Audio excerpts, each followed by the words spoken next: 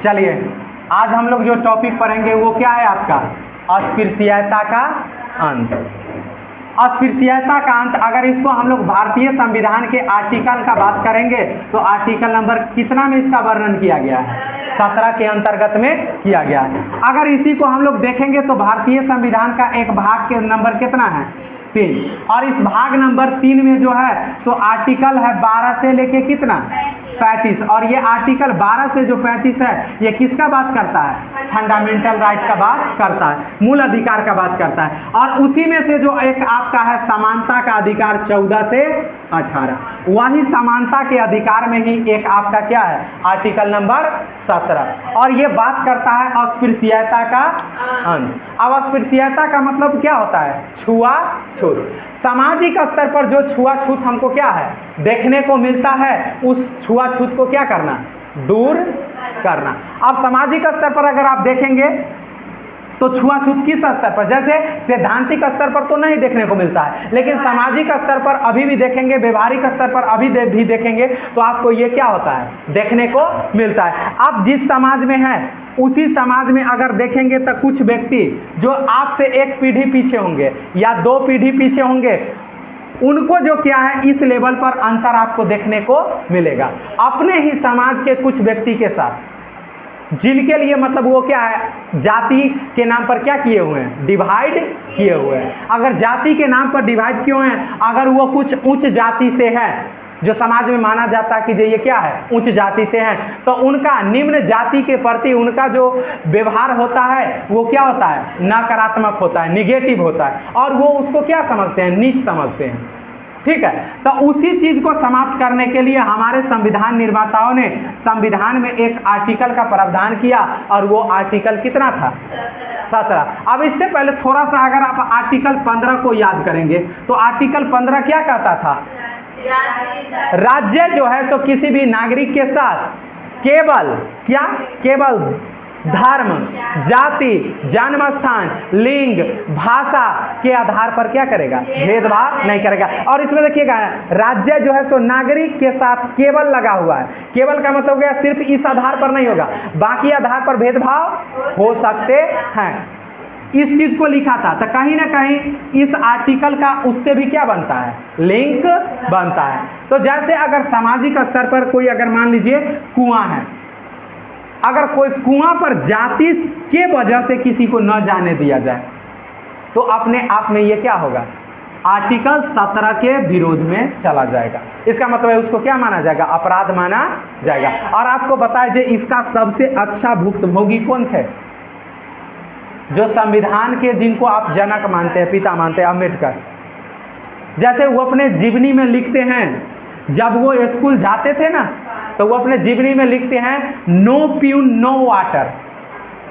मतलब स्कूल में जिस दिन प्यून नहीं आता था, चपरासी नहीं आता था, उनको पूरे स्कूल में उस दिन पानी पीने के लिए नहीं मिलता था, क्योंकि वो अपने दलित समाज से पहला ऐसा बच्चा थे जो स्कूल वगैरह जाना क्या किए थे?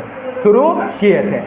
और वो भी स्कूल में जाते थे तो सारा बच्चा एक साथ ही बैठता था, इनको बाहर में बैठाना पड़ता था, और उसमें भी अपने घर से चटाई लेके क्या करना पड़ता था? जाता था, जबकि बाकी बच्चे को क्या होता था?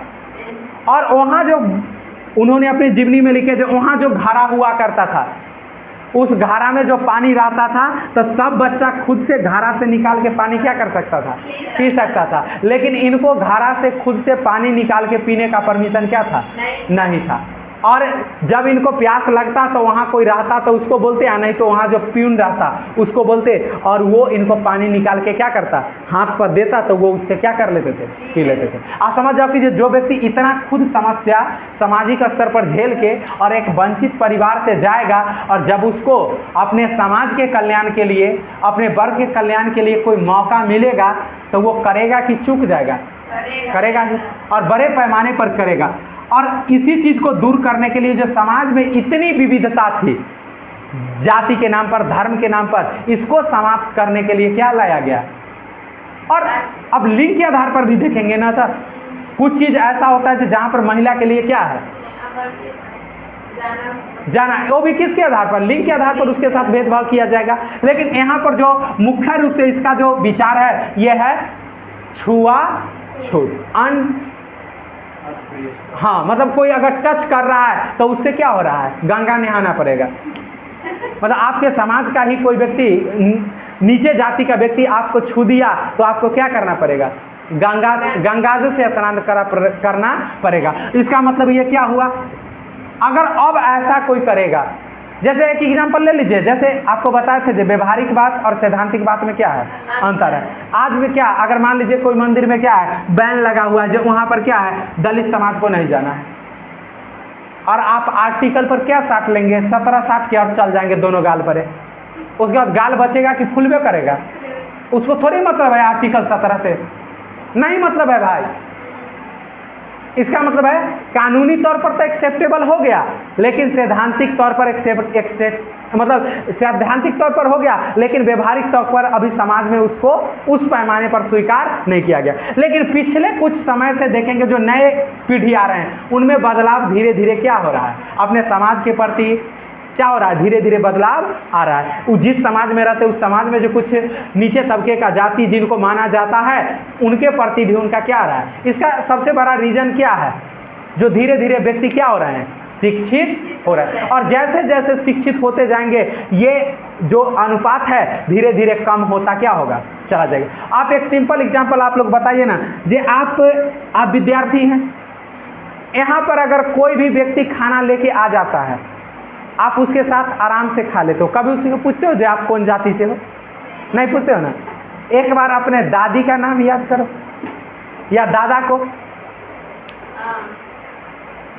और एक दिन घर पर बोलो, अगर ऊंचे जाति से का कोई बच्चा है, मान लो ब्राह्मण जाति का बच्चा है, और वो स्कूल में कोई उसका दलित जाति से कोई क्या था, दोस्त था, और वो घर पर जाके बोले कि जे दादाजी आज हम जो है सो क्या है, जो हमारा एक दोस्त दलित था उसके साथ एक खाना खा के आए स्कूल में से, ये चीज़ खाए हैं, वो घर से लाया था, बहुत अच्छा बनेले था, क्या उनका स्थिति होगा, मतलब उनका स्थिति बहुत क्या हो जाएगा, खराब हो जाएगा, क्योंकि आपका मानसिकता बदल रहा है, उनका मानसिकता क्योंकि पहले से बना हुआ है। और बुढ़ा का दिमाग बदलना उतना आसान क्या है, और बुढ़े व्यक्ति पर परसुएशन का असर ज़्यादा पड़ता भी नहीं है। अगर आप कहेंगे कि कितने आपका सोच नीच है, कहेंगे ज्ञान मत बांटो, ज़्यादा पढ़ाई ज़्यादा कर लिया है, ज़्यादा समझदार हो गया है, पढ़ाकू का लंगड़ी है, इस तरह का शब्द यूज करेंगे। ठीक है, चलिए अब कुछ बात हम लोग लिखेंगे, बेसिक बात आप लोग को आ गया समझ में। चलिए अब हम लोग लिखेंगे आर्टिकल 17, इसमें पहला पॉइंट बना के लिखेंगे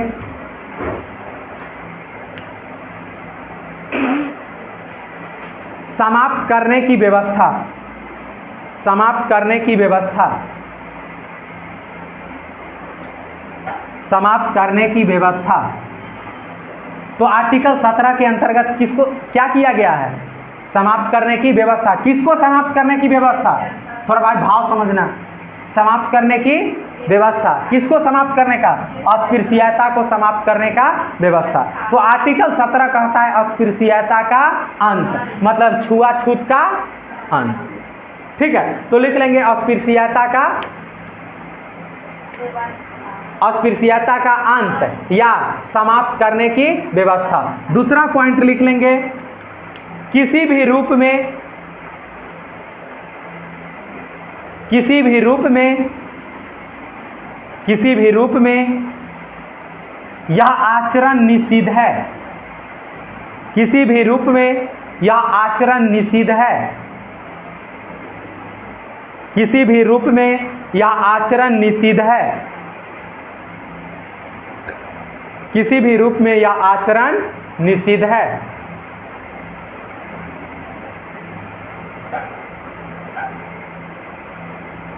अगला अस्पृश्यता से उपजी, तीसरा अस्पृश्यता से उपजी, अस्पृश्यता से उपजी, उपजी किसी निर्योग्यता, किसी निर्योग्यता, किसी निर्योग्यता किसी निर्योग्यता को लागू करना, किसी निर्योग्यता को लागू करना, लागू करना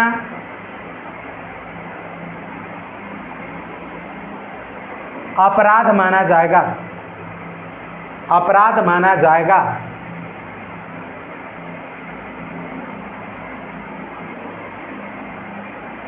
अपराध माना जाएगा। देखिए, तो आर्टिकल 17 के अंतर्गत क्या प्रावधान किया गया है? अस्पृश्यता के समाप्त करने का क्या किया गया है? प्रावधान किया गया है।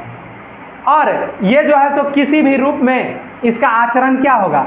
निषिद्ध होगा। और निषिद्ध का देखिए, अस्पृश्यता अब एक स्तर पर थोड़ी होता है, अस्पृश्यता का कई स्तर होते हैं। जैसे आप समझेंगे, किसी को आप विकलांग होने के वजह से उसके साथ भेदभाव कर रहे हैं, अरे ये भी तो अस्पृश्यता का एग्जाम्पल हुआ ना। जो कोई विकलांग व्यक्ति है, कोई और विकलांग की जगह पर अब जो है सो विकलांग यूज नहीं करेंगे, दिव्यांग यूज करेंगे। ठीक है, आप लोग जब भी लिखेंगे तो विकलांग की जगह पर क्या लिखेंगे? दिव्यांग। ठीक है, तो दिव्यांग के साथ या निःशक्त जन, उनको क्या बोला जाता है? निःशक्त जन। दिव्यांग हो गए या निःशक्त जन के व्यक्ति के साथ अगर कोई आप भेदभाव करते हैं, दरअसल वो भी तो किसका एग्जाम्पल है?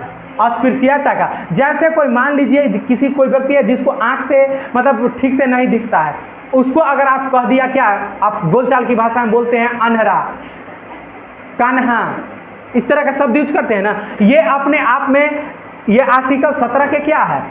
खिलाफ है। और कभी काल क्या हुआ, सारा व्यक्ति का समूह आ रहा है, अच्छे अच्छे व्यक्ति आ रहे हैं और एक विकलांग का व्यक्ति आ गया और आप कह रहे हैं लेंगड़ा साइड हो जाओ, इसका मतलब आप उसको क्या कर रहे हैं? उसके अंदर जो डिफॉल्ट है, उस डिफॉल्ट के आधार बनाकर उसके साथ आप क्या कर रहे हैं? भेदभाव कर रहे हैं। ये सब एग्जांपल, जैसे लिंग के आधार पर भी हो सकता है। जैसे आप इसका एग्जांपल आप समझ सकते हैं, ये जो सबरीमाला किसका मंदिर था, सबरीमाला मंदिर का जो मामला था, वो किसके आधार पर भेदभाव किया जा रहा था? लिंग के आधार पर। ये भी तो एक तरह से अनटचेबिलिटी मतलब अस्पृश्यता का ही तो क्या हुआ, उससे भी तो संबंध बनता है ना भाई। आर्टिकल 15 से तो बनता ही है, साथ साथ ज्यादातर इसका लिंक तो आर्टिकल कितना से बनता है? 17 से बनता है, जो सिर्फ लिंग के आधार पर उसके साथ क्या किया जा रहा है? भेदभाव किया जा रहा है। फिर और किसके आधार पर हो सकता है? ओल्ड सिटीजनशिप के आधार पर भी कई बार हम लोग भेदभाव करते हैं।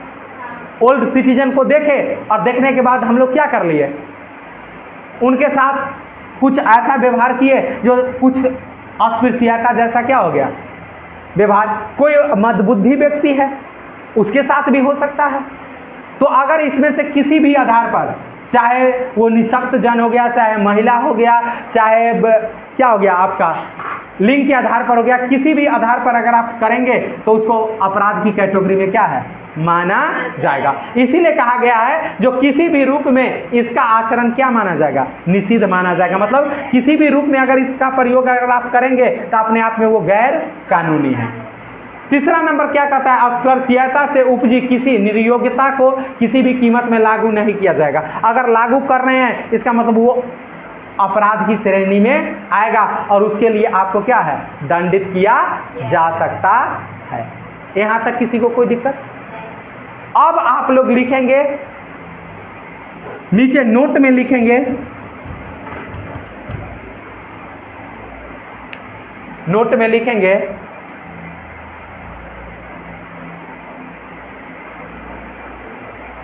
संविधान में कहीं भी, संविधान में कहीं भी, संविधान में कहीं भी इसे परिभाषित, संविधान में कहीं भी इसे परिभाषित, इसे परिभाषित नहीं किया गया है। संविधान में इसे कहीं भी परिभाषित नहीं किया गया है। संविधान में इसे कहीं भी परिभाषित नहीं किया गया है। ठीक है, आप देखिए संविधान में इसके लिए कहीं से कोई अलग प्रावधान क्या है? नहीं, अलग से मतलब उसको डिफाइन नहीं किया। आप किसको अस्पृश्यता मानेंगे? इसके लिए कुछ ना कुछ फिक्स डिफिनीशन होना चाहिए ना। लेकिन पूरे संविधान में सिर्फ आर्टिकल 17 में लिखा गया अस्पृश्यता का अंत। फिर ये सब बात लिख दिए गए जो किसी भी आधार पर नहीं माना जाएगा। लेकिन एक फिक्स हम अस्पृश्यता किसको मानेंगे? अगर किसी के साथ हुआ तो कोई ना कोई तो उसका फिक्स डिफिनीशन होना चाहिए ना, जो हम इस चीज़ को क्या मान लेंगे? अस्पृश्यता मानेंगे। इसके लिए संविधान में कोई डिफिनीशन नहीं है। तब संविधान में डिफिनीशन नहीं है तो अंततः इसको डिफाइन कौन करेगा? सुप्रीम कोर्ट, क्योंकि संविधान का व्याख्या का अधिकार किसका है? Supreme court. और आप देखेंगे तो सुप्रीम कोर्ट जो है उस समय समय पर जब भी आर्टिकल 17 का पेच फंसा है तो सुप्रीम कोर्ट समय समय पर इस पर क्या किया है? अपना गाइडेंस क्या किया है? सुझाया है। जैसे इन्होंने गाइडेंस में दिया कि जो क्या हो सकता है अगर किसी आप दिव्यांग व्यक्ति के साथ, निःशक्त जन के साथ, उनको निःशक्त जन होने के आधार पर कहीं पर भेदभाव कर रहे हैं, ये अपने आप में क्या है? इस आर्टिकल 17 का क्या है? उल्लंघन है। बात आ रहा समझ में? उसके बाद में अगर किसी को किसी जाति SC/ST जाति होने के वजह से कहीं पर जाने से आप रोक रहे हैं, जैसे एग्जाम्पल के तौर पर मान लो कोई होटल है और होटल का नाम है महाराजा होटल। कौन सा होटल नाम है? महाराजा होटल। और उस होटल में एक कौन चला गया? मान लीजिए कि जो किसी दलित समाज का गरीब व्यक्ति चला गया, क्या चीज़ में? धोती में और गमछा गंजी में। और धोती भी है तो वो नहीं है खादी वाला धोती, नहीं है खादी वाला धोती, नहीं है धोती है नॉर्मल है, 50-60 रुपया वाला धोती है।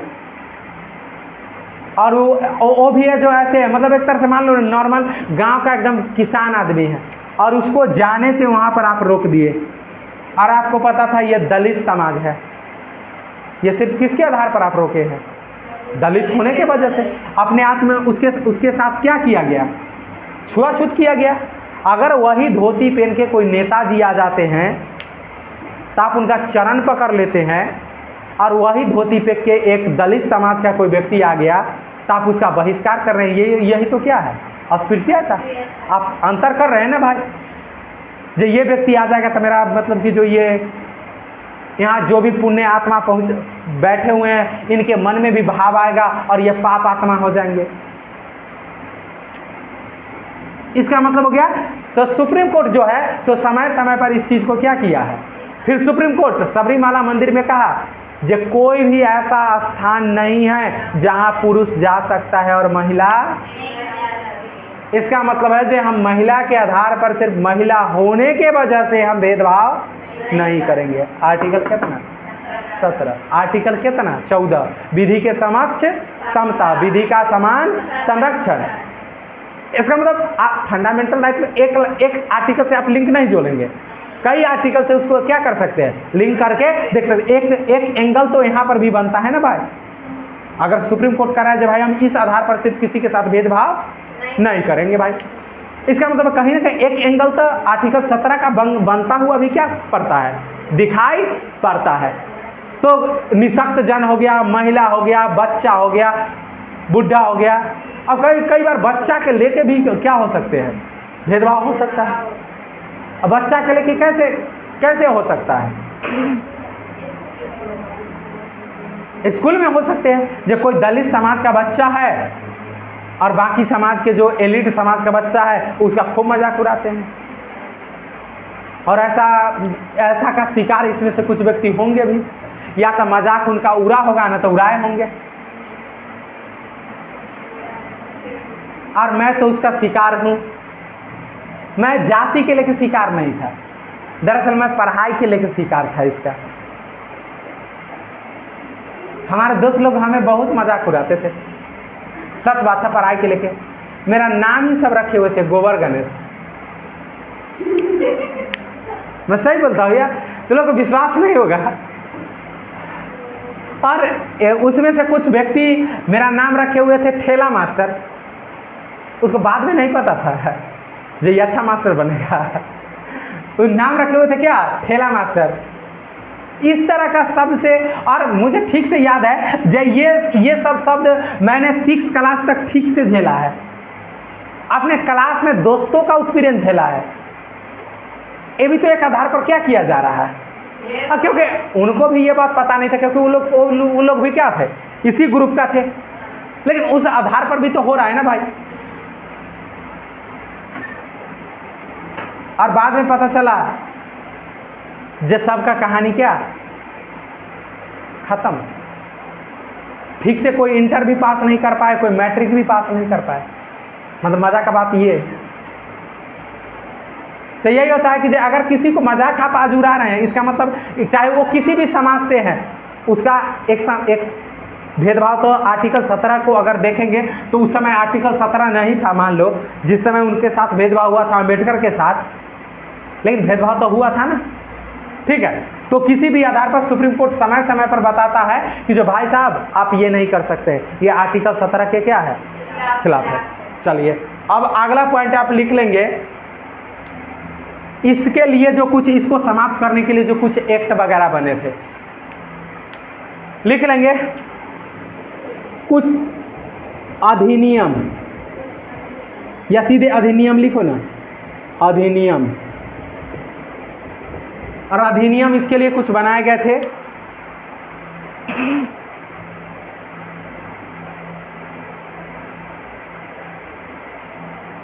अस्पृश्यता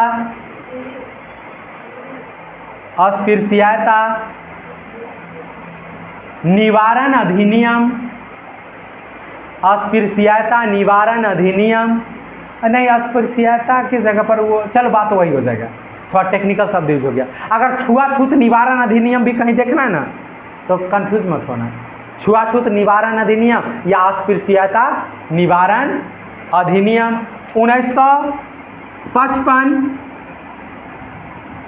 1955 पारित किया गया था।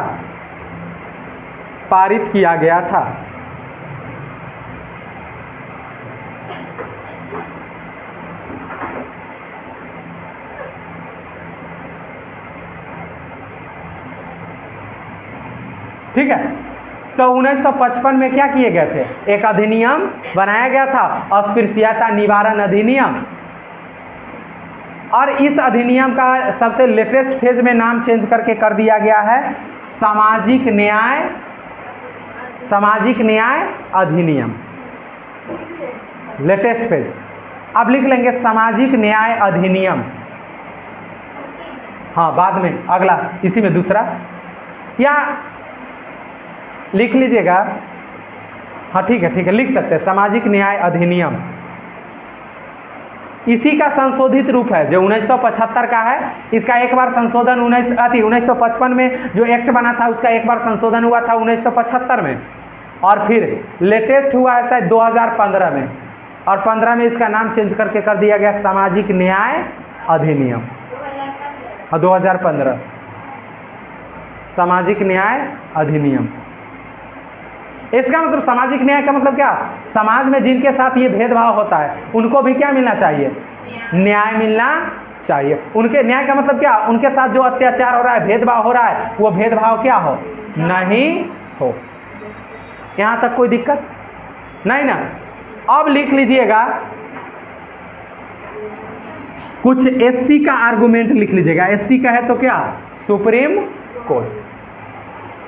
इस आर्टिकल पर सुप्रीम कोर्ट का क्या आर्गुमेंट था, लिख लेंगे एससी। इस आर्गुमेंट में पहला लिख लेंगे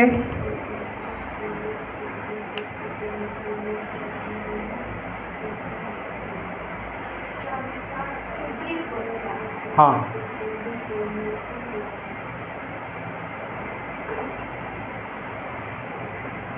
लिखेंगे आर्टिकल 17 के तहत, आर्टिकल 17 के तहत, आर्टिकल 17 के तहत इस व्यवस्था का दायित्व, आर्टिकल 17 के तहत इस व्यवस्था का दायित्व, इस व्यवस्था का दायित्व, इस व्यवस्था का दायित्व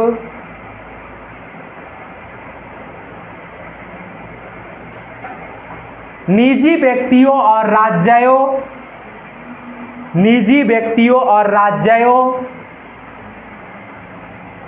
निजी व्यक्तियों और राज्यों निजी व्यक्तियों और राज्यों का संवैधानिक दायित्व है, का संवैधानिक दायित्व है, का संवैधानिक दायित्व है, का संवैधानिक दायित्व है, संवैधानिक दायित्व है, संवैधानिक दायित्व है। यहां तक किसी को कोई दिक्कत? देखिए, तो एससी ने कहा जो आर्टिकल 17 का पालन करवाना और आर्टिकल 17 को लागू करवाना, ये सिर्फ किसी एक व्यक्ति का दायित्व नहीं है और सिर्फ राज्य का जिम्मेदारी नहीं है, इसमें निजी व्यक्ति भी क्या है, शामिल है। चाहे निजी व्यक्ति हो चाहे राज्य हो, उसका संवैधानिक दायित्व होता है कि जो आर्टिकल 17 को वो क्या करवाए, लागू करवाए, या आर्टिकल 17 का क्या करे, पालन करे। आर्टिकल 17 का पालन निजी व्यक्ति को भी करना है और राज्य को भी करना है। इसका मतलब निजी व्यक्ति का मतलब क्या, जो आप सामाजिक स्तर पर या व्यवहार में जो किसी के साथ इस तरह का कृत्य क्या है, करते हैं। और राज्य के स्तर पर, राज्य के स्तर पर कैसे भेदभाव किया जाता है, आप इसका एग्जाम्पल समझिए ना। जैसे आज भी ब्यूरोक्रेट में देखेंगे या बड़े पद पर देखेंगे तो आज भी एससी एसटी का परसेंटेज बहुत क्या है, कम है। आज भी ब्यूरोक्रेट में चले जाएंगे तो एससी एसटी का परसेंटेज 2% 3% से ऊपर क्या है, नहीं गया। दरअसल किसके आधार पर भेदभाव वहाँ किया जाता है, जाति के आधार पर। अगर भेदभाव अगर होता है वहाँ पर तो सिर्फ किसके आधार पर किया जाता है, जाति के आधार पर किया जाता है। और जाति के आधार पर किया जाता है तो सुप्रीम कोर्ट क्या कह रहा है, जे आर्टिकल 17 का पालन किसको करना है, राज्य को भी करना है और निजी व्यक्ति को भी करना है। ऐसे कोई निजी संस्था हो सकते हैं, उस संस्था में किसी को दलित होने के वजह से भर्ती न किया जाए, ये अपने आप में क्या होगा, उसके अंदर योग्यता है, क्षमता है, हर चीज भी है, उसके अंदर कार्य का इच्छा भी है, फिर भी उसको नहीं लिया जा रहा है। क्यों? क्योंकि तुम इस जाति से हो, एससी जाति से हो, इसलिए नहीं लेंगे। और ये मान लीजिए निजी संस्था, आप निजी संस्था फिर भी ऐसा क्या है, नहीं कर सकते हैं। इसका मतलब है सुप्रीम कोर्ट साफ इसको डिफाइन तो नहीं किया गया संविधान के अंतर्गत, हम लोग लिखे हैं ना, लेकिन सुप्रीम कोर्ट कह दिया जे भाई साहब ये प्राइवेट पर भी लागू होगा, ये निजी पर भी लागू होगा, प्राइवेट पर भी लागू होगा और सरकारी पर भी क्या होगा, लागू होगा। इसको आप दरकिनार करके, चाहे प्राइवेट वाले हो चाहे सरकारी वाले हो, कोई इसको दरकिनार करके नहीं चल सकता है, क्योंकि ये किसका भाव है, संविधान का भाव। यहां तक कोई दिक्कत?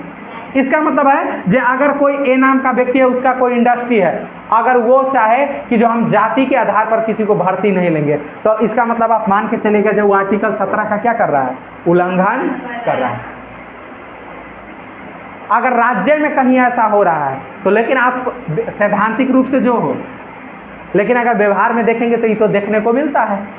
जो एससी एसटी समुदाय आज भी ब्यूरोक्रेट में कितना है, न्यायपालिका में देखेंगे तो न्यायपालिका में तो इनका परसेंटेज और बड़ा स्थिति खराब है, 1% के आसपास है। ब्यूरोक्रेट में तो वो 5% के आसपास मिल जाता है या 2-3% मिल जाएगा, एससी एसटी को दोनों को मिला देंगे तो 4% मिल जाएगा। लेकिन इनका स्थिति तो अगर न्यायपालिका में जाएंगे तो 1% से भी क्या है, कम है। तो कहीं ना कहीं तो कुछ ना कुछ तो है भाई यहाँ पर घपला,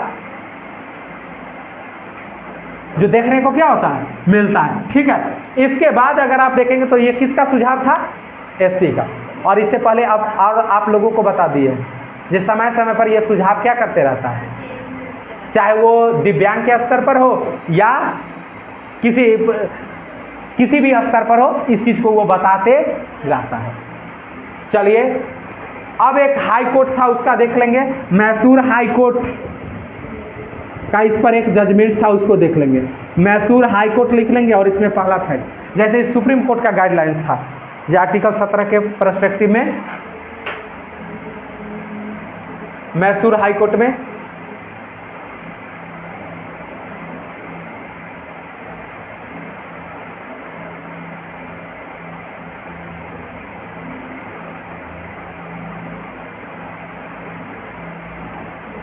जैसे इन्होंने आर्टिकल 17 को क्या करने का कोशिश किया, मतलब किस किस को हम क्या मानेंगे, अस्पृश्यता मानेंगे, उसको ये हाई कोर्ट जो था सो डिफाइन करने का क्या किया, कोशिश किया, मतलब परिभाषित करने का कोशिश किया। तो लिख लेंगे कुछ वर्ग के कुछ वर्ग के कुछ लोगों को कुछ वर्ग के कुछ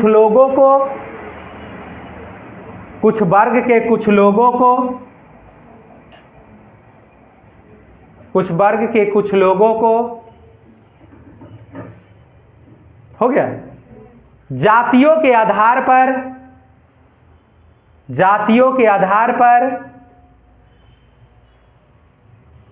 या जन्म के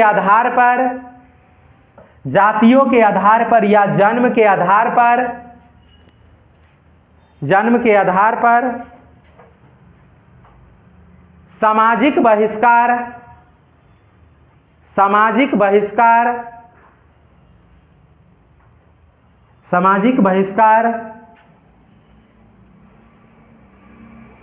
या धर्म से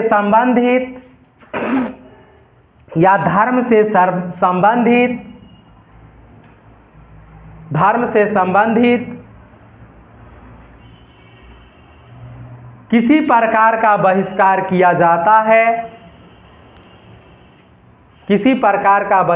किया जाता है या धर्म संबंधी सेवाओं से वंचित रखा जाता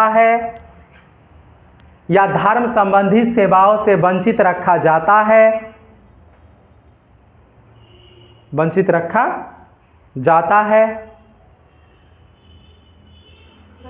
किया जाता है या क्या लिखे थे? बहिष्कार किया जाता है धर्म संबंधी सेवाओं से वंचित रखा जाता है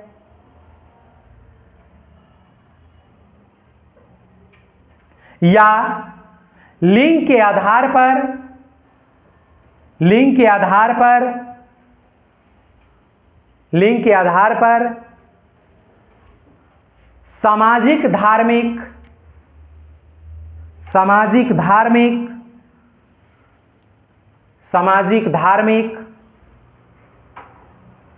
सामाजिक धार्मिक आदि ठीक है। इसका मतलब आ गया जो किस प्रकार से डिफाइन किया, जो किसी वर्ग या किसी जाति के समूह को या व्यक्ति को सामाजिक स्तर पर उसके साथ किसी प्रकार का सामाजिक बहिष्कार उसका कर दिया जाता है। सामाजिक बहिष्कार का मतलब समझते हैं ना? समाज में कई स्तर पर बहिष्कार किए जाते हैं। क्या क्या समाज में बहिष्कार होता है? मतलब या तो समाज में वो अकेला था, उसका संख्या बहुत क्या था? कम था, और उसका संख्या बहुत कम था जिसके वजह से उसको समाज क्या कर दिया? निकाल दिया और कहा तुम यहाँ से क्या करो, चले जाओ। ये भी एक तरह का क्या हुआ? सामाजिक बहिष्कार। और सामाजिक बहिष्कार एक ये भी हो सकता है जो हम जो कहते हैं वो तुम नहीं करते हो, इसीलिए हम समाज से तुमको क्या कर रहे हैं। ज़्यादातर हमारा सामाजिक बहिष्कार इसी की वजह से होता है, और इसी वजह से होता है ना। जैसे हम कहते हैं वैसे चलो, हम जो कहते हैं वैसे करो तो ठीक है। अगर आप अपने मर्जी से करोगे, अपने हिसाब से चलोगे तो हम तुम्हारा क्या कर देंगे? सामाजिक बहिष्कार कर देंगे। और ये भी आप किसी जाति के होने के वजह से कर रहे हैं। अपने आप में ये क्या है? आर्टिकल 17 के क्या है? खिलाफ है। इस चीज को आपको क्या करना पड़ेगा? देखना पड़ेगा। चाहे फिर किसी धर्म के मामले में हो सकता है। किसके मामले में? धर्म के मामले में। कोई धार्मिक स्थान है, वहां पर उनको सेवा नहीं दिया जाता है, उस आधार पर उनके साथ क्या हो सकता है? भेदभाव अगर होता है किसी प्रकार का, उनको सेवा नहीं दिया जाता है, या कहीं पर उनको मंदिर में एंट्री से उनको पाबंदी लगा दिया गया है। किसके आधार पर? उसके आधार पर। वो एक बार राजीव उसको देख लो तो गड़बड़ है कि कुछ?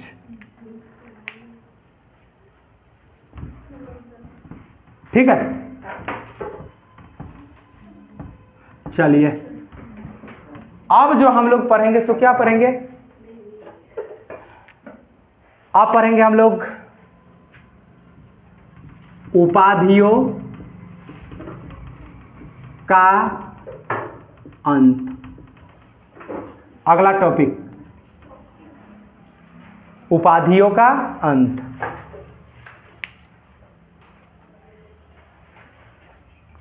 उपाधियों का अंत।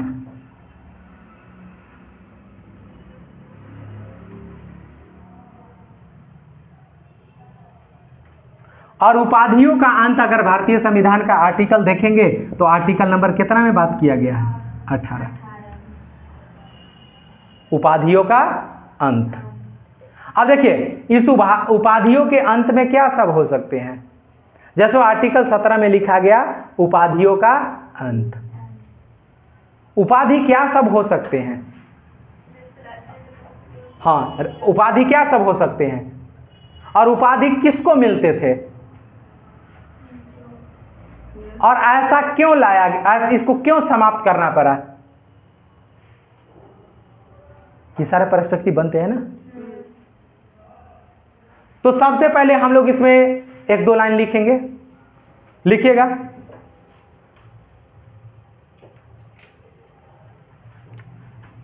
सबसे पहले लिख लेंगे उपाधि। पहला पॉइंट लिख लिए थे ना, उपाधियों का अंत, आर्टिकल 17। एक नंबर में हम जानेंगे जो उपाधि क्या सब हो सकता था। जैसे राजभक्ति, राजभक्ति। उसके बाद सामंतवादी समाज,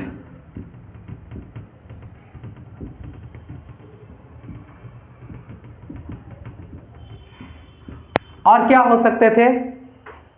नाम से आगे विशेषाधिकार, नाम से आगे विशेषाधिकार।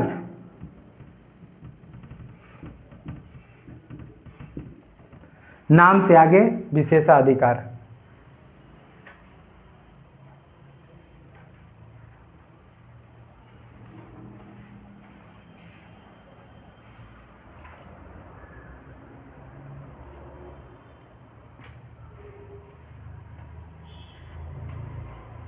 लिख लिए?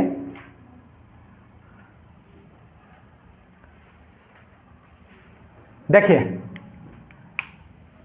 अगर ब्रिटिश काल में देखेंगे, अगर हम लोग पहले ब्रिटिश काल थोड़ा सा बैकग्राउंड देख ले, तो ब्रिटिश काल में देखेंगे तो उपाधियां किनको दिया जाता था? जो सरकार के प्रति क्या होते थे? निष्ठावान होते थे। सरकार के प्रति निष्ठावान होते थे, तटस्थ होते थे, नैतिक होते थे। सरकार के प्रति, नागरिक के प्रति नहीं, समाज के प्रति नहीं, किसके प्रति? सरकार के प्रति। अगर सरकार के प्रति जरूरत से ज्यादा निष्ठावान होते थे, उनके लिए उनको क्या दिया जाता था? सम्मान सूचक शब्द दिया जाता था। उपाधि क्या किया जाता था? दिया जाता था। जैसे राजभक्ति के लेके आपको बड़े पैमाने पर क्या हो सकता था? उपाधि मिल सकता था। राजभक्ति मतलब समझे? जो एकदम राज्य के लिए पूर्ण तरह से क्या है? समर्पित है। सरकार के लिए कुछ भी करने के लिए क्या है? तैयार है, तैयार है। तो उसके लिए वो क्या करते थे? उनको सम्मान सूचक शब्द देते थे। किसी का नाम दिए राय बहादुर, किसी का दिए राम बहादुर, किसी का राज बहादुर। बात आ रही समझ में? किसी को उपाधि दिए नाइटहुड। बात आ रही समझ में? किसी को दे दिए बापू, गांधी। ये सब क्या था? उपाधि, सम्मान में। ये सब एक तरह का क्या है? उपाधि है। तो आपको पता है जो ब्रिटिश काल में बहुत सारे व्यक्ति ऐसे थे जिनको, और उसमें भी खास के बड़े बड़े जो राजा महाराजा थे, बड़े बड़े जो रजवाड़े थे, उन सब का जो नाम आप देखेंगे, मतलब आपको लगेगा कि जो उतना गो नाम में पूरा यूपीएससी का एक बहुत ही पूरा हो जाएगा, अति एस्से का क्वेश्चन, एस्से का आंसर पूरा हो जाएगा। हरि सिंह का नाम आप लोग को एक बार सुनाए थे क्लास में। राजेश्वर, इंद्र, महेंद्र, राजा हरि सिंह जी। इतना देर में तो यूपीएससी का एस्से वो पूरा हो जाता है।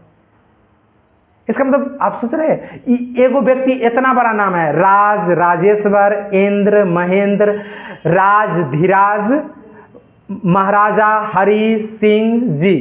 आप समझ रहे हैं? इतना बड़ा नाम है। और एक व्यक्ति वहीं तक का नाम है जिसका नाम है गनौरा, भोलवा। समाज में तो ऐसे नाम होते हैं। और दलित समाज का नाम कैसे होते हैं? दलित समाज का नाम कैसे होते हैं? और इनका इतना बड़ा उपाधि है, और उस व्यक्ति का कौन आया? रे भोलवा, रे गनौरा, इस तरह का शब्द यूज किया। अब उसके सामने में इनका सम्मान कोई रह जाएगा?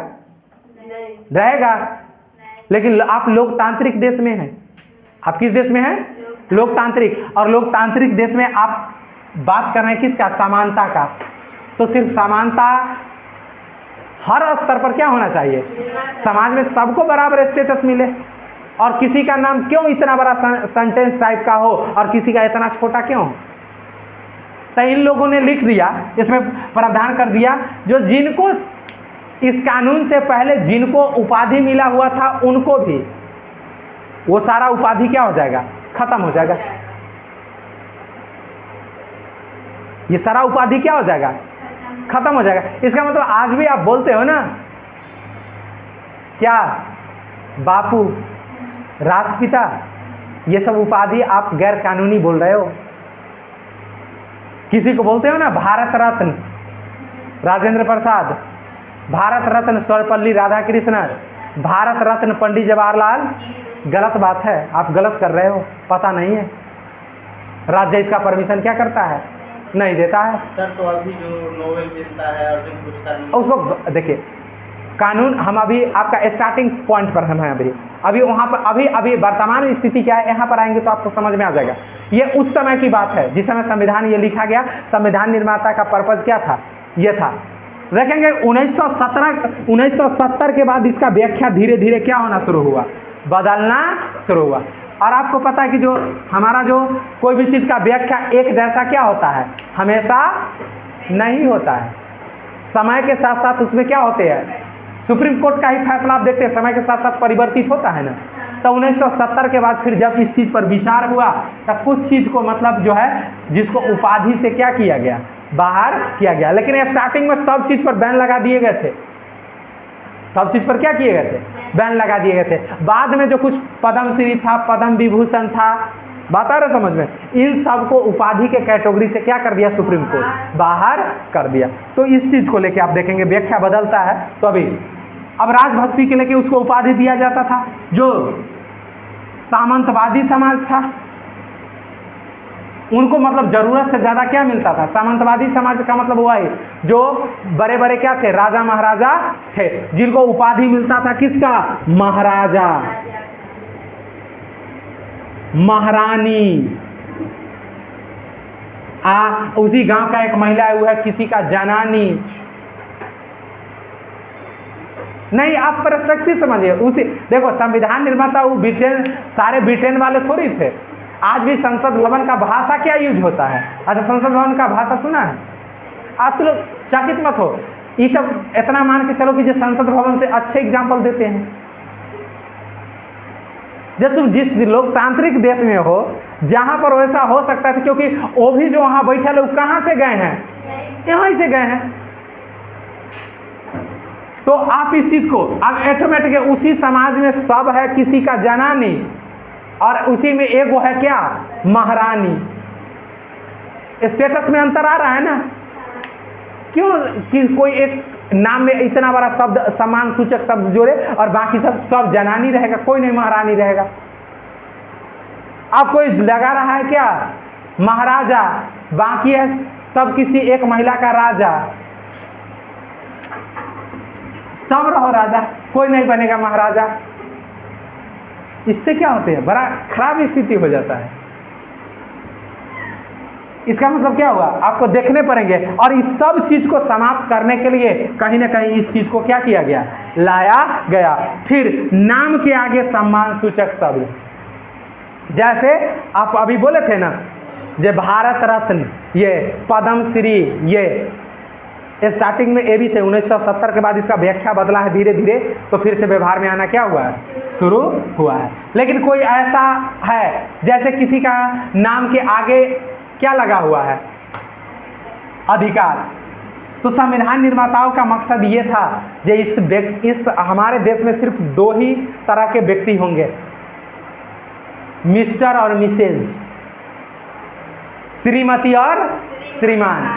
उससे पहले कोई नौटंकी जैसा शब्द क्या करेंगे? नहीं जोड़ेंगे।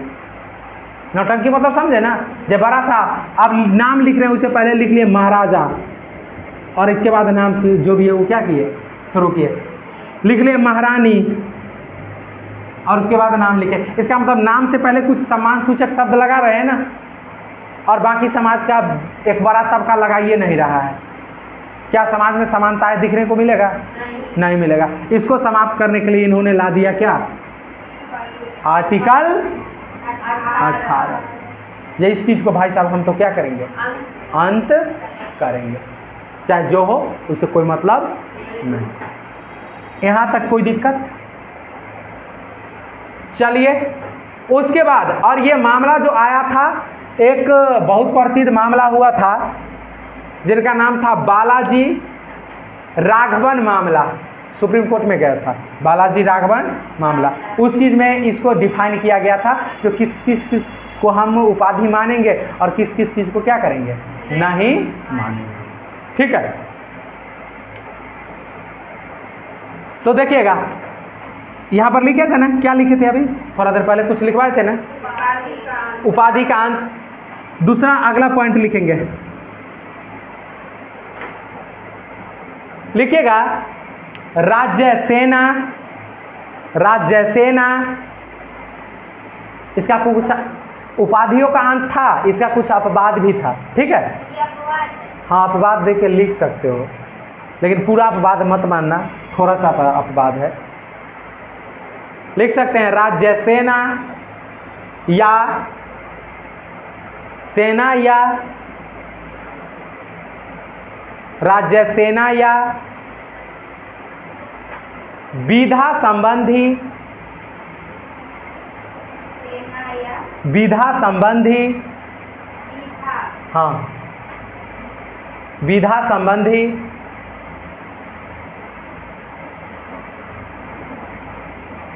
विधा संबंधी उपाधि प्रदान कर सकता है, उपाधि प्रदान कर सकता है।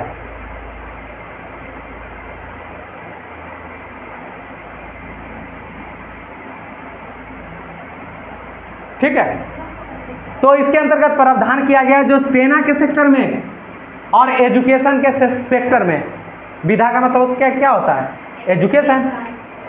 आपका क्या है, जो सेना के सेक्टर में और ये एकेडमिक सेक्टर में आप उपाधि क्या कर सकते हो? दे सकते हो, राज्य दे सकता है। बात आ रही समझ में? बाकी कोई भी सेक्टर में आप उपाधि क्या कर सकते हो? नहीं दे सकते हो। जैसे मान लो कि जो कोई व्यक्ति क्या सेना में जनरल है या कर्नल है, तो नाम से पहले क्या लिख सकता है? जनरल या कर्नल। जैसे जनरल बिपिन रावत, बात है समझ में? जैसे कर्नल हरदीप सिंह कुरी की कुरी हरदीप सिंह कुरी। इसका मतलब क्या है? सेना में जो व्यक्ति होंगे वो अपने नाम से पहले क्या कर सकते हैं? सम्मान सूचक शब्द लगा सकते हैं। उसी तरह से कोई व्यक्ति अगर विधा के अंतर्गत होंगे तो वो क्या कर सकते हैं? नाम से पहले आर्टिकल जो है, जैसे कोई व्यक्ति विद्या, जैसे कोई व्यक्ति लिखता है डॉक्टर, इसका मतलब है क्या है? डॉक्टर जो उसका क्या है, किस सेक्टर में उसको उपाधि है? विद्या के सेक्टर में, एकेडमिक के सेक्टर में। तो सिर्फ शैक्षणिक उपाधि और सैन्य उपाधि को छोड़ के बाकी किसी भी उपाधि को आप अलाउ नहीं कर सकते। राज्य उपाधि देगा तो सिर्फ सेना को देगा, और किसको देगा? शिक्षा डिपार्टमेंट में देगा। शिक्षा डिपार्टमेंट, जैसे कुछ दिन पहले आप देखेंगे पिछले साल राष्ट्रपति द्वारा जो हमारे देश के क्या थे, एक मतलब राज्य का मान लो खास के जो एक सबसे अच्छे टीचर में से काउंट होते थे, आनंद कुमार, जो सुपर 30 चलाते हैं, उनको जो है सो भारत सरकार के तरफ से पिछले साल क्या दिया गया? उपाधि दिया गया। किस सेक्टर में? एजुकेशन के, शिक्षा के सेक्टर में। तो उससे पहले वो सिर्फ लिखते थे आनंद कुमार, और जैसे ही राज्य के तरफ से उनको उपाधि मिला, अब वो नाम से पहले क्या लिखना शुरू कर दिए? डॉक्टर। अब वो डॉक्टर हो गए क्या? आनंद कुमार। क्योंकि ये जो उपाधि उनको मिला, ये उपाधि किसके तरफ से दिया गया? राज्य के तरफ से क्या किया गया? दिया गया। तो राज्य इस तरह का उपाधि क्या कर सकता है? सिर्फ दो के अलावा बाकी किसी को नहीं दे सकता। अगर कोई लिखे हुआ है तो इसका मतलब मान के चलो क्या है, वो गलत है, गैर कानूनी है। ठीक है। अच्छा एक चीज तुम लोग गौर किया है, अगर कोई बड़े पद पर होता है, बाकी सभी पद पर होता है, वो अब नाम से पहले अपने गाड़ी पर है, चाहे कार हो, बाइक हो, कोई भी गाड़ी हो, उस पर लिखता है। जैसे कोई पुलिस में है एक व्यक्ति, कोई किसी के घर का फैमिली का एक व्यक्ति पुलिस में चला गया, उसके पूरे खानदान के गाड़ी पर पुलिस लिखा जाता है। ऐसा देखा है कि नहीं देखा है? आपने समाज में देखा होगा, जे खानदान में एगो जबकि होना चाहिए, अगर लिखवाना भी है तो उसका जो व्यक्तिगत गाड़ी है उस पर लिखाना चाहिए। ऐसे लिखाना तो चाहिए ही नहीं, अलाउडेड ही नहीं है। लेकिन अगर आप लिखवा भी लिए हैं तो एक लिखाना चाहिए, वो भी अलाउडेड नहीं है। लेकिन अगर लिखवा ही लिए तो एक, लेकिन उसके घर के जितने गाड़ी देखेंगे ना, उस सब पर उस तरह का सम्मान सूचक शब्द क्या किया जाता है? ठोक दिया जाता है। अगर किसी के घर में एगो कोई जज बन गया, सारे गाड़ी पर लिखा जाएंगे क्या?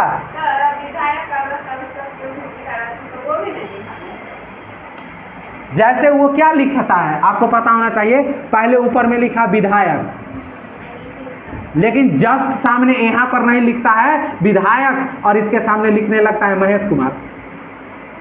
वो विधायक लिखेंगे, सीधे विधायक लिखेंगे, इसके नीचे उनका नाम लिखल नहीं रहता है।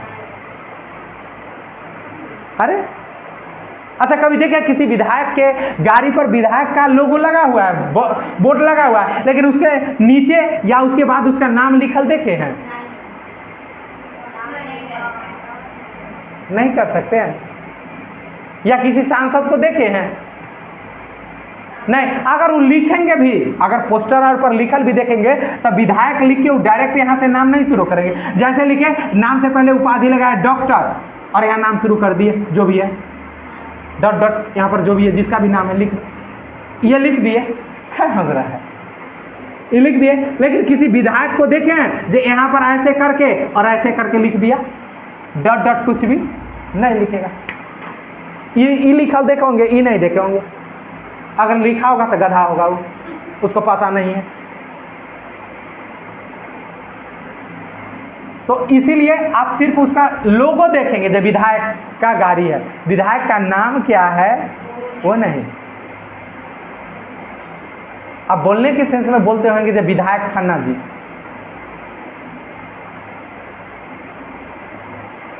ऐसे बोलते हो ना, तो उस भाषा में मतलब वहां पर यूज नहीं किया जाता। ठीक है, यहां तक कोई दिक्कत? तो इस चीज के लिए चाहे कोई आईएएस ही है, तो आईएएस के गाड़ी पर आप सीधे लिखल क्या देखेंगे? जिला अधिकारी, जिला अधिकारी, या अनुमंडल लेवल का अधिकारी है तो अनुमंडला अधिकारी, या गाड़ी पर कहीं कलेक्टर लिखने का प्रावधान है तो कलेक्टर लिख देगा, कहीं आईएएस लिखने का प्रावधान है तो आईएएस लिख देगा। लेकिन आप ये नहीं देखोइएगा जो ये उसका लिखा हुआ है जिला अधिकारी और नीचे में नाम, और इसी के जस्ट बाद उनका नाम लिखा हुआ है, इस तरह का नहीं। सिर्फ उपाधि मिलेगा तो किस सेक्टर में? सेना और शिक्षा के सेक्टर में। ठीक है, अगला पॉइंट लिखिएगा इसी में, दूसरा पॉइंट, भारतीय नागरिक, भारतीय नागरिक, भारतीय नागरिक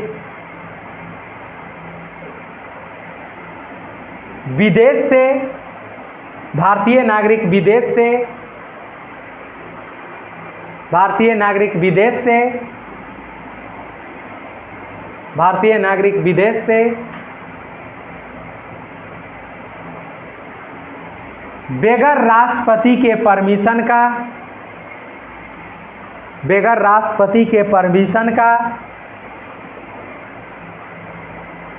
या आदेश लिख लेंगे, बगैर राष्ट्रपति के आदेश का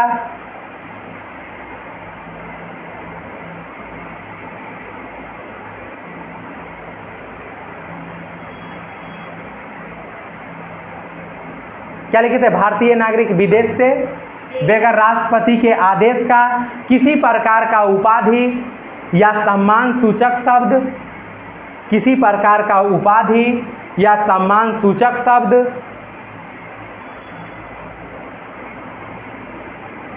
किसी प्रकार का उपाधि या सम्मान सूचक शब्द ग्रहण नहीं करेगा, ग्रहण नहीं करेगा, ग्रहण नहीं करेगा, ग्रहण नहीं करेगा।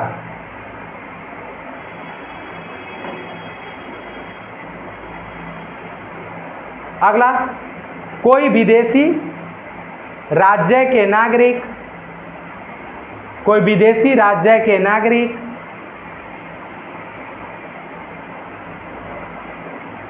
कोई विदेशी राज्य, या एक मिनट, कोई विदेशी व्यक्ति लिखिएगा, कोई विदेशी व्यक्ति अगर भारत सरकार में या भारत राज्य के अंतर्गत, कोई विदेशी नागरिक भारत राज्य के अंतर्गत, भारत राज्य के अंतर्गत किसी भी पद पर कार्यरत है, किसी भी पद पर कार्यरत है, किसी भी पद पर कार्यरत है, किसी भी पद पर कार्यरत है, तो वह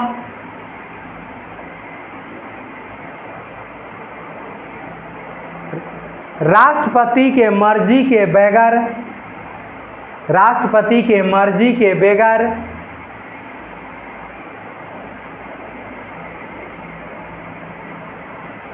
राष्ट्रपति के मर्जी के बगैर किसी प्रकार का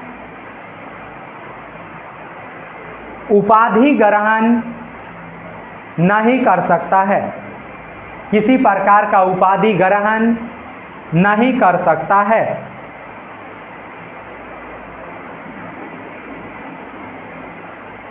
किसी प्रकार का उपाधि ग्रहण नहीं कर सकता है।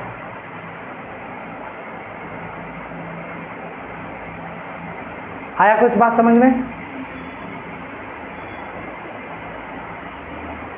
अगला पॉइंट,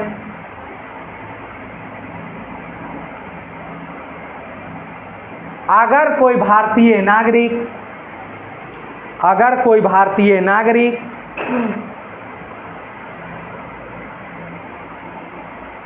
भारत से बाहर, अगर कोई भारतीय नागरिक भारत से बाहर, अगर कोई भारतीय नागरिक भारत से बाहर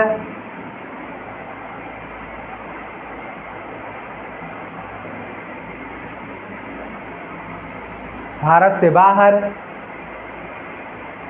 किसी प्रकार के व्यवसाय के पर्पस से, किसी प्रकार के व्यवसाय के पर्पस से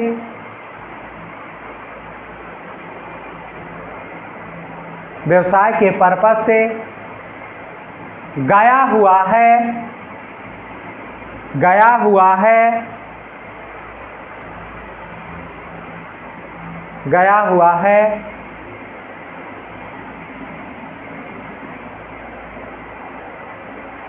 तो बिना राष्ट्रपति के परमिशन का, तो बिना राष्ट्रपति के परमिशन का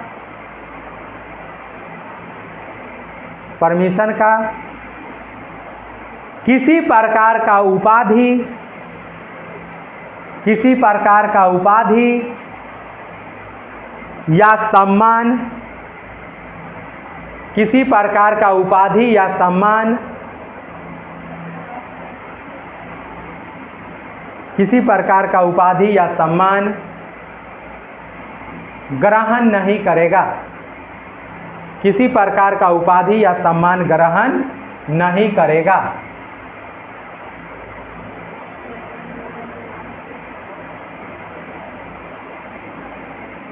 नहीं करेगा। आया कुछ बात समझ में? देखिए ये सब आर्गुमेंट का क्या किया गया है, आर्टिकल 18 में व्यवस्था किया गया। जैसे मान लीजिए जो भारत के कोई नागरिक है, अगर उसको कोई विदेशी व्यक्ति उसको क्या करना चाह रहा है, उपाधि या सम्मान देना चाह रहा है, तब बगैर भारत के राष्ट्रपति के परमिशन के बगैर आप भारत में रहते हुए, भारत का नागरिक होते हुए विदेश से भी क्या कर सकते हैं, किसी प्रकार का परमिशन क्या कर सकते हैं, मतलब उपाधि नहीं ले सकते हैं। क्यों नहीं ले सकते हैं? मतलब इसका कुछ ना कुछ तो कारण होगा ना। कारण ये हो सकता है कि आपको कहा क्या, अगर मान लो कि जो कोई आपका पड़ोसी, हमारा कोई पड़ोसी देश है जो हमारा दुश्मन है, भारत का कोई क्या है, दुश्मन है, अब वो कहा कि ऐसा करो हम तुमको एक बहुत बड़ा सम्मान सूचक शब्द देते हैं और जिसके बदले में तुम अपने देश के खिलाफ ही कोई षड्यंत्र कर दो। ऐसा हो सकता है? अरे लोभ लालच तो समझ सकते हैं ना, ले सकते हैं। और आप क्या कर दिए उस लोभ में, आप क्या है अपने देश के खिलाफ ही कोई बहुत बड़ा क्या कर दिए, साजिश कर दिए। उसके बाद अगर मान लो कि जो कोई विदेशी व्यक्ति है और आपके किसी भी कोई विदेश का व्यक्ति है और भारत में आके वो भारत सरकार और राज्य सरकार मतलब कहीं भी भारत क्षेत्र के अंतर्गत कहीं भी किसी पद पर क्या है कार्यरत है, तो वो बगैर भारत के राष्ट्रपति के बगैर किसी प्रकार का वो क्या कर सकता है, उपाधि नहीं ले सकता है। अगर मान लीजिए ऐसा भी हो सकता है जो अमेरिका का कोई व्यक्ति यहाँ आया नौकरी के पर्पज से, यहाँ नौकरी चला गया, कोई सार्वजनिक पद पर चला गया, कहाँ चला गया, सार्वजनिक पद पर चला गया, और इसको अमेरिका सरकार जो था तो इस व्यक्ति को टारगेट किया, अब बोला तुम तो नागरिक यहाँ का हो, तुम इतने बड़े पद पर हो, इतना बड़ा तुमको ताकत है, ऐसा करो तुम ये कर दो, हम तुमको क्या कर देंगे, मतलब कोई ऐसा कृत्य कर दो जिसके वजह से हम आपको क्या करेंगे, ये सम्मान आपको दे देंगे। जैसे ये क्या हो सकता है, जैसे मान लो कि जो कोई ए नाम का व्यक्ति अमेरिका का यहाँ रहता था, अमेरिका का व्यक्ति यहाँ रहता था और उसके साथ जो अमेरिका सरकार कोई बात किया और करने के बाद क्या किया, कोई कृत्य करने के लिए उसको क्या किया, प्रोत्साहित किया और बोला कि जो तुम कृत्य करो हम तुमको क्या करेंगे, अमेरिका का जो भी मान लो सबसे बड़ा प्राइज होगा, नागरिक प्राइज जो भी सबसे बड़ा होगा, और वो कहेगा हम तुमको क्या करेंगे, देंगे, या पहले ले लो बाद में करना। तो आप ऐसा नहीं कर सकते। अगर भारत सरकार के किसी भी पद पर आप कार्यरत है, इसका मतलब है जो आप वहाँ से सम्मान भी लेंगे, पुरस्कार भी लेंगे, तो सबसे पहले जरूरी है किसका, राष्ट्रपति का। अगर राष्ट्रपति महोदया परमिशन नहीं दिया तो आपको नहीं लेंगे तो फिर अब इसका मतलब है कि जो आप क्या किए हैं, रूल का विरोध किए, कानून का, संविधान का उल्लंघन किया है, फिर आप पर जो कानूनी कार्रवाई होगा वो किया जाएगा। यहाँ तक कोई दिक्कत नहीं ना। उसके बाद आप देखिएगा,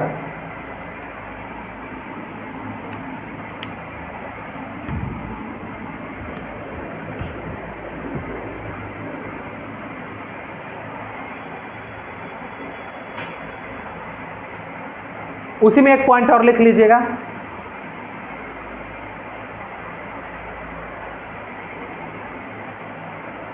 पहले से चलता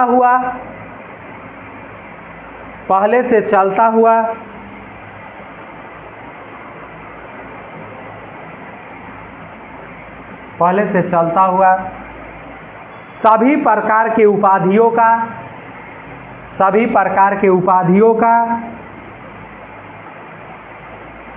अंत, सभी प्रकार के उपाधियों का अंत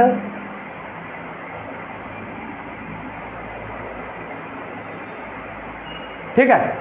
इसका मतलब है पहले से जो भी प्रावधान चल रहे थे उस सारे प्रावधान को क्या कर दिया गया, मतलब जो पहले से जो उपाधि चलते आ रहा था उस सारे उपाधि को यहाँ पर से खत्म करने का प्रावधान कर दिया गया। और जैसे ही संविधान लागू हुआ, आर्टिकल 17 उपाधियों का अंत, और जैसे ही संविधान लागू हुआ 18, जैसे ही संविधान लागू हुआ सारा उपाधि जो पीछे से चलते आ रहे थे जितना थे, इंद्र, महेंद्र, राज, राजेश्वर, रानी, राजा, राय बहादुर, शेर बहादुर, सिंह बहादुर, इस तरह का नाम था ना, ये सारा आर्टिकल जो नाम से पहले जुटा हुआ था सब क्या हो गया, खत्म हो गया।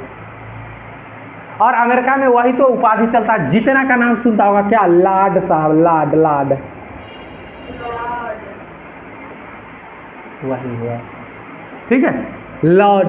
और वहाँ पर जो लॉर्ड था वह भारत में लटपटाते इसका हिंदी हो गया लाट साहब।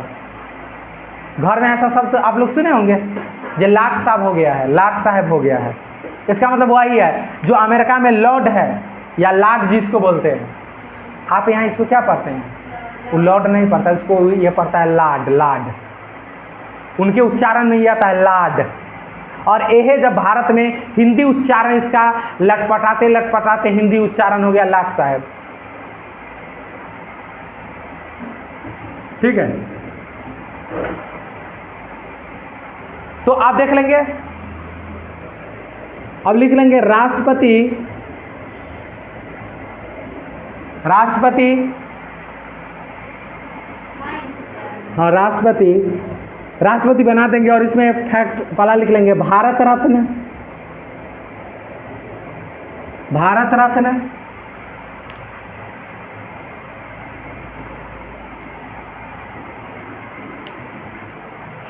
जैसे आप ये मामला फंसा जो जैसे सुप्रीम कोर्ट का आर्गुमेंट तो आप देख लिए थे ना, उसके बाद में इसमें नहीं ना देखे हैं, नहीं इसमें नहीं देखे, अच्छा ठीक है आगे देखेंगे। इसका मतलब हो गया कि जो राष्ट्रपति भारत रत्न, तो भारत रत्न को माना गया कि ये एक तरह का क्या है, पुरस्कार है, ये उपाधि नहीं है। भारत रत्न एक तरह का क्या है, पुरस्कार है। भारत रत्न क्या है, पुरस्कार। फिर इसी में आपका हो गया पद्म श्री, पद्म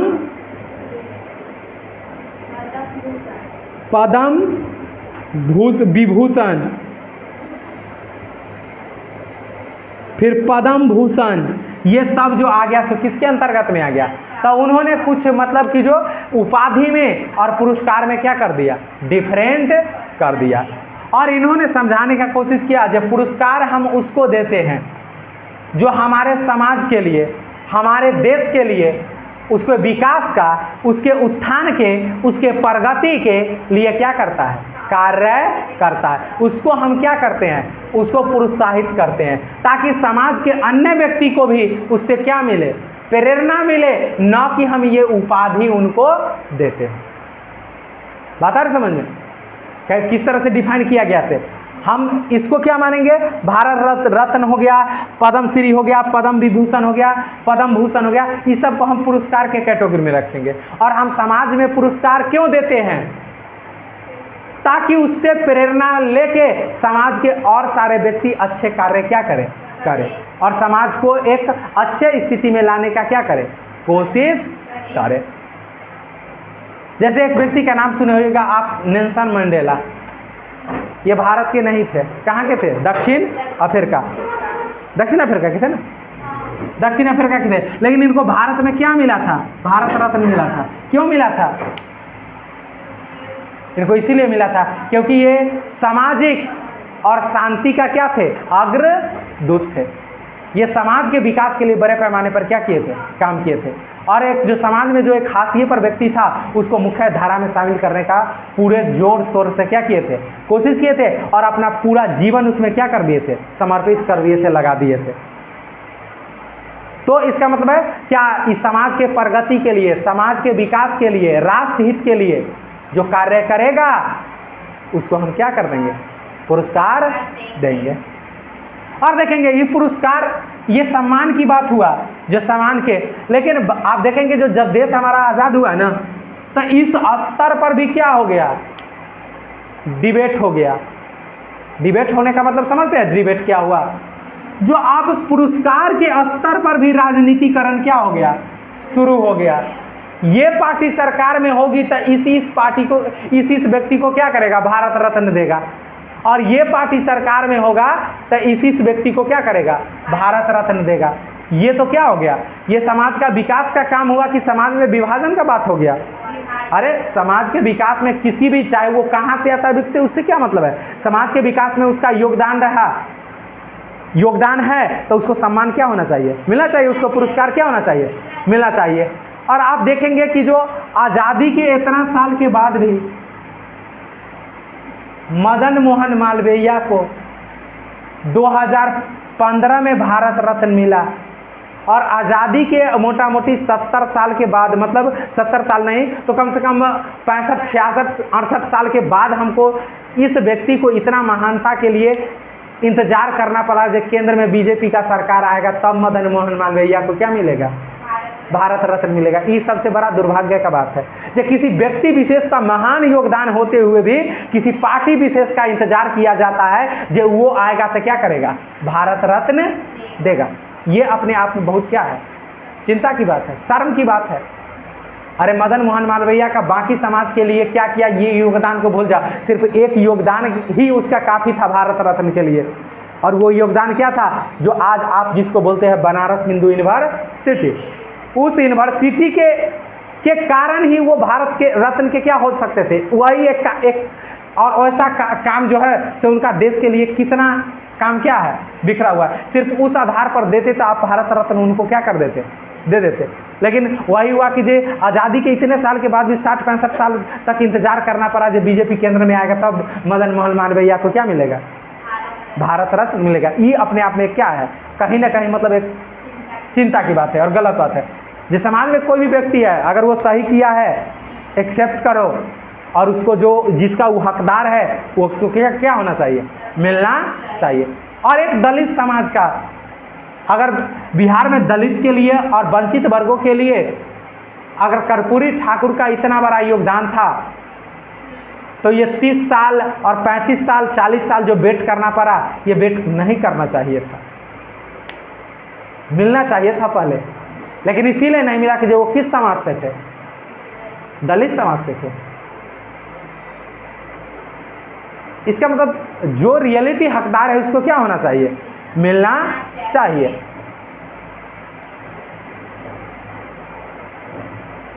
ठीक है, चलिए यहाँ तक किसी को कोई दिक्कत नहीं ना।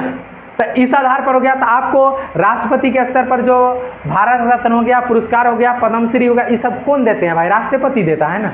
ये सब को किसके कैटेगरी में रखा गया, ये सब जो है सो राष्ट्रपति के द्वारा प्रदान किया जाता है। भारत रत्न कौन देता है, राष्ट्रपति देता है। पद्मश्री कौन देता है, राष्ट्रपति। पद्म विभूषण कौन देता है, राष्ट्रपति। तो ये सब के स्तर पर क्या है आपको देखने को मिला। ठीक है, इसके बाद आप अवार्ड का बात कर लेंगे। अवार्ड, तो अवार्ड में क्या सब है इसको लिखेंगे क्या, अवार्ड का स्पेलिंग क्या होता है, AWORD।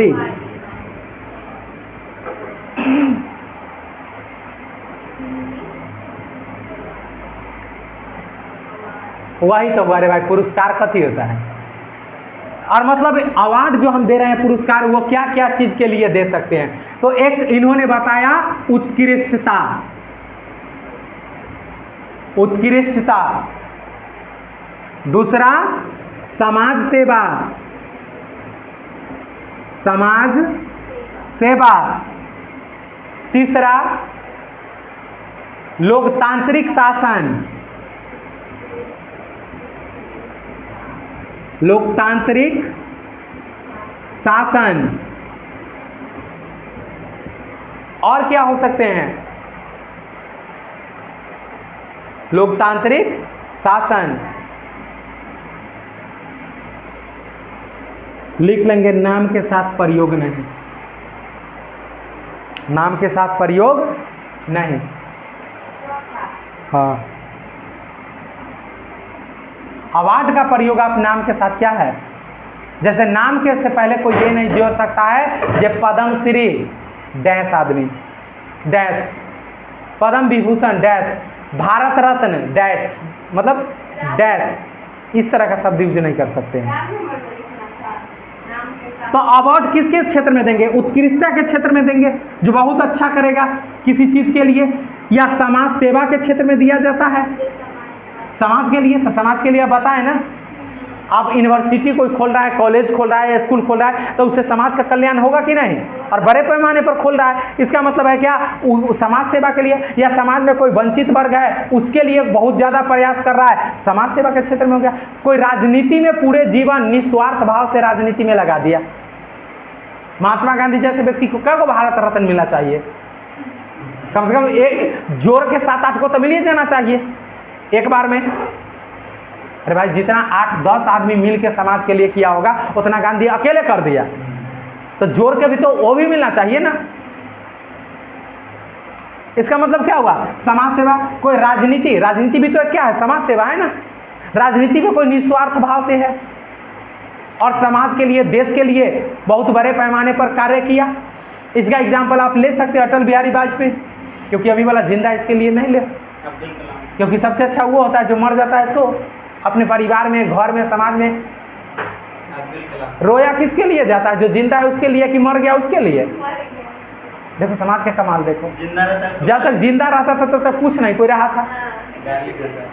और मर गया तो क्या करता है, रोता है। क्योंकि इसीलिए अभी भी हमारे देश में क्या है, कुछ ऐसे व्यक्ति है लेकिन उनका नाम लेना सेफ क्या होता है, नहीं होता है। इसीलिए जो चला गया उसका ले लो, ताकि मतलब कोई, ठीक है। फिर इनको ले सकते हैं, एपीजे अब्दुल कलाम आज़ाद को ले सकते हैं, जो समाज के लिए इन्होंने जो किया, देश के लिए जो किया, ये क्या था, बहुत। फिर लोकतांत्रिक शासन व्यवस्था, अगर लोकतंत्र में अच्छे से शासन चलाए, सबके हित का बात करे, सर्वजन हिताय सर्वजन सुखाय, बात आ रहा समझ में, इस तरह का कार्य करे, सबका साथ सबका विकास, इस तरह का बात करे, इसका मतलब है कि जो उसको क्या होना चाहिए, अवार्ड मिलना चाहिए। अभी नहीं कि जो ऐसा बात करता है सबका साथ अपना विकास, तो फिर चिंता की बात है। लेकिन व्यवहारिक तौर पर ज्यादा बड़े पैमाने पर होते कथी हैं, सबका साथ अपना, सब वोट दे के जीताओ, लंदन में फ्लैट अपने बाल बच्चा के लिए खरीदाएगा, दिल्ली जैसे शहर में घर किसके लिए बनेंगे, सबके लिए बनेंगे कि अपने फैमिली के लिए बनेंगे। तो क्या हुआ, सबका साथ अपना विकास, जमाना तो ये है भाई। यहाँ तक किसी को कोई दिक्कत, तो अवार्ड उत्कृष्टता के क्षेत्र, उत्कृष्ट का मतलब क्षमता, आप दिखा रहे हैं आपके अंदर कितना क्षमता है। जैसे कल मान लो वो कौन फोगाट था, विनेश फोगाट, उसके साथ जो हुआ, थोड़ा सा नुक्ता के हेर फेर से खुदा क्या हो गए, जुदा हो गए। 2 मेडल और कल जीते, मतलब वो जो हुआ, मतलब 500-100 ग्राम वेट बढ़ जाने के कारण से उसको बाउंड्री लाइन से बाहर कर दिया। इसको वही हुआ है, नुक्ता के हेर फेर से खुदा क्या हो गए, जुदा हो गए।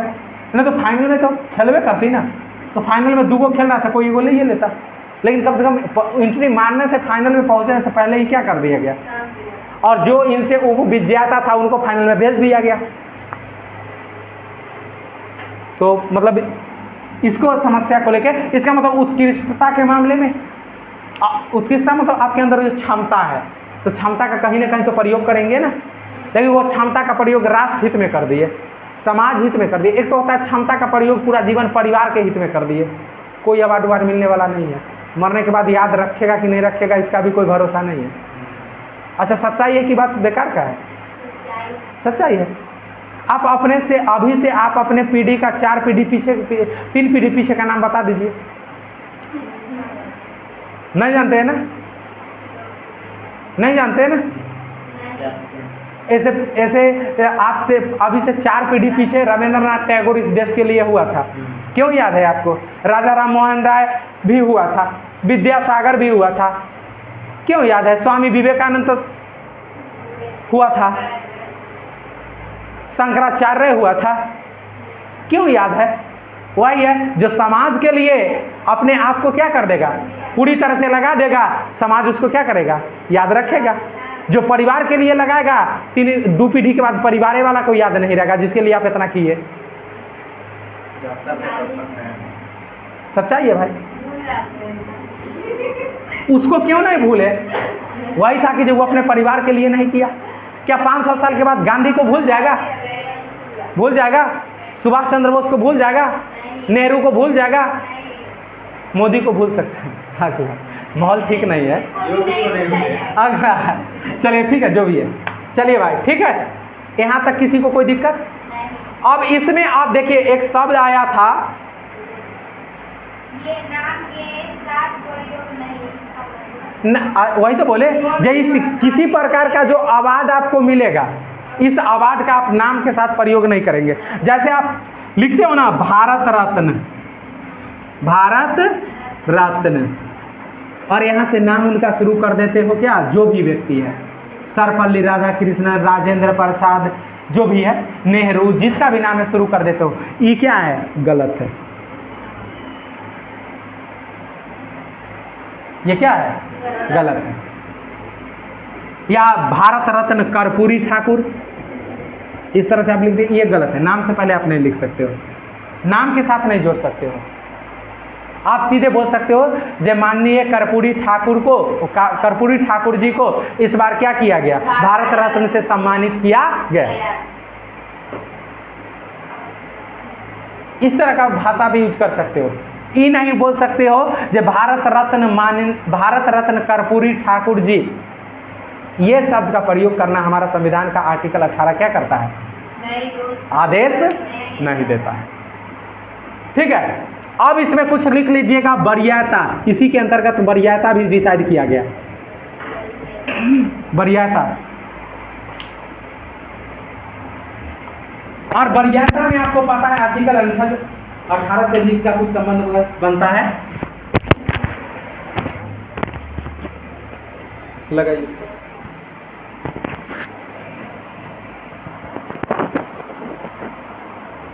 क्या हो गया? चलो, इसका मतलब क्या हुआ भाई? वरीयता के क्रम में, तो वरीयता के क्रम में आप सबसे आगे देखेंगे तो सबसे ऊपर क्या कौन होता है? राष्ट्रपति। वरीयता में सबसे ऊपर राष्ट्रपति। राष्ट्रपति के बाद कौन आएगा? उपराष्ट्रपति। उपराष्ट्रपति, और उपराष्ट्रपति के बाद कौन आएगा? नहीं, प्रधानमंत्री।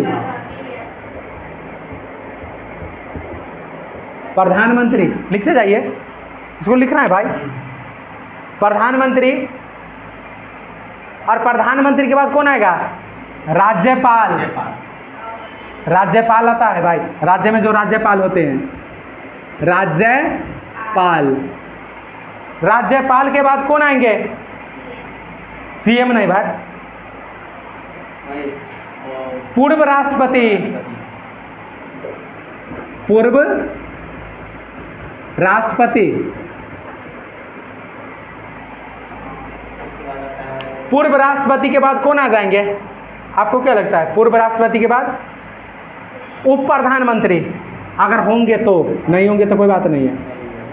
उप प्रधानमंत्री, हाँ अब आ जाएंगे। उप प्रधानमंत्री के बाद आ जाएंगे आपका मुख्य न्यायाधीश। मुख्य न्यायाधीश।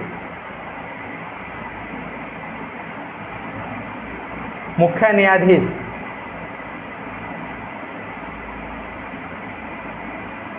और इसके बाद आ जाएंगे लोकसभा अध्यक्ष।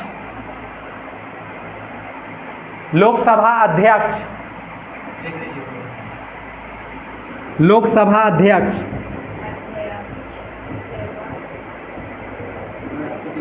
ऑब्लिक यहीं के पर लिख सकते हैं, ऑब्लिक करके लिख सकते हैं। राज्यसभा सभापति।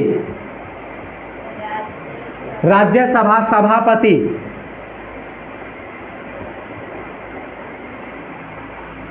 राज्यसभा सभापति।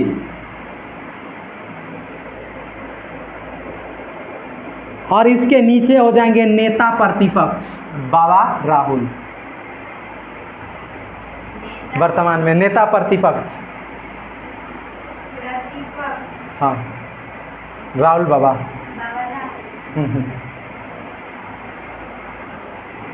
अभी नेता प्रतिपक्ष हुआ ही है ना? ठीक है, तो ये होता है क्या? वरीयता का क्रम। और इसके बाद बाकी जो आएंगे से सब, और हम लोग का कोई क्रम नहीं है। हम लोग सबसे बड़े। आप देखेंगे तो कहीं भी एक चीज़ देखें, कभी अभी जो 15 अगस्त का जो झंडा तोलन होगा, तो 15 अगस्त के अवसर पर आपको पता है जो प्रधानमंत्री जो होते हैं वो लाल किला पर झंडा फहराते हैं। और आपको एक चीज़ पता होगा, जो 26 जनवरी के दिन राष्ट्रपति भवन पर है झंडा तोलन, अपने आवास पर है झंडा तोलन कौन करते हैं? राष्ट्रपति महोदय। इस दिन 26 जनवरी 1950, और उस दिन से 26 जनवरी का जो झंडा तोलन जब भी होगा तो उस दिन ये अपने राष्ट्रपति भवन पर है। और उस दिन देखेंगे, अच्छा इतना लंबा चौड़ा याद नहीं है, तो अभी एक चीज़ आप देखे थे, जब कैबिनेट का शपथ ग्रहण हुआ था तो लाइव कौन सब देख रहा था? तो इसमें जिस तरह से क्रम है ना, उस तरह से व्यक्ति का वहाँ कुर्सी भी लगा हुआ था, व्यक्ति पहुँचियो रहा था। इसका मतलब ये नहीं समझिएगा जो सबसे पहले वहाँ राष्ट्रपति निकल के बैठल है आराम से। क्रम, आने के क्रम में नीचे से शुरू होते हैं। आने के क्रम में कहाँ से? नीचे से शुरू होता है। नीचे से शुरू होने का मतलब सबसे पहले नीचे से जाएंगे, तो क्रम में भी आप देखेंगे तो उसके सबसे पहले वहाँ नेता प्रतिपक्ष पहुंचा हुआ था, बैठा हुआ था। इस सबको सामान्यतः उस समय तक आम मान लो। उसके बाद देखेंगे जो लोकसभा का अध्यक्ष गए थे, लोकसभा का अध्यक्ष। उसके बाद अगर आप देखेंगे तो लोकसभा के अध्यक्ष के बाद जो पूर्व राष्ट्रपति थे वो गए थे, और पूर्व राष्ट्रपति के बाद अगर आप देखेंगे तो प्रधानमंत्री थे वो गए थे, मतलब अध्यक्ष गए थे, अध्यक्ष लोकसभा का अध्यक्ष गया था, प्रधानमंत्री गए थे। प्रधानमंत्री के बाद देखेंगे आप नहीं है तो आप जाएंगे ना कैबिनेट का गठन, उस वहाँ जाके वीडियो आप देख सकते हैं, आपका प्रैक्टिकल हो जाएगा। और उसके बाद देखेंगे तो उपराष्ट्रपति आए थे, और अंत में निकले थे कौन, एकदम एक्यूरेट टाइम पर निकले थे कौन। तो अगर इस क्लास में सबसे लेट दिल्ली कौन आता है, समझ जाओ वो राष्ट्रपति बनेगा। जो क्लास में सबसे डेली अगर प्रत्येक दिन जो क्लास में आएगा, क्योंकि सबसे लेट में आम आदमी सबसे पहले पहुंचता है, तो जो सबसे पहले अगर क्लास आ जाता है समझ जाओ वो आम आदमी है, वो जीवन भर आम आदमी रहेगा।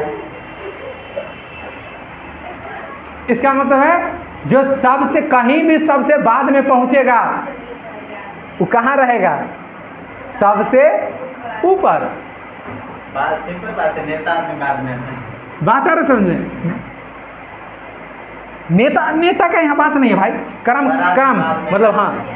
अब बड़ा आदमी के बाद अरे इस सब तुमको छोटका नजर आता है पद के हिसाब से, हाँ पद के हिसाब से, और ये सबसे बाद में आते हैं, और सबसे बाद में आते हैं, और कार्यक्रम जब तक ही नहीं आते हैं तब तक शुरू नहीं होता। और इससे नहीं समझ में आया तो सीधा समझो, जो एक आप किसी अथी का उद्घाटन कर रहे हो, कोई सार्वजनिक स्थल का उद्घाटन हो रहा है, तब पहले सबसे पहले और उद्घाटन करने के लिए डीएम आने वाला है। उसका उद्घाटन डीएम के चरण कमलों से होगा, और उसके हाथ से होगा, मतलब कैंची काटेगा, मतलब जो ये रिबन काटेगा यार कैंची से, ठीक है। तो उस स्तर पर क्या होगा आपका, उस स्तर पर आप देखेंगे तो सब आके आम आदमी सब पहले से बैठल रहेगा। हम लोग के जैसा आदमी तो 4 बजे सुबह में कुर्सी पकड़ने के लिए पहुंच जाएगा। हाँ, और क्या हुआ, वहां जाके 4 बजे भोर से बाकी आदमी सब बैठल रहेगा, और ये आएगा अपने टाइम से आएगा, तैयो एक कुर्सी खाली रहेगा, और काटेगा और क्या करेगा, जाएगा। तो यही अंतर है आम आदमी और खास आदमी, ठीक है। यहाँ तक कोई दिक्कत किसी को?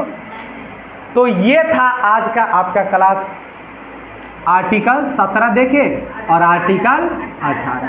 अब अगले क्लास में हम लोग देखेंगे आर्टिकल नंबर कितना, 19।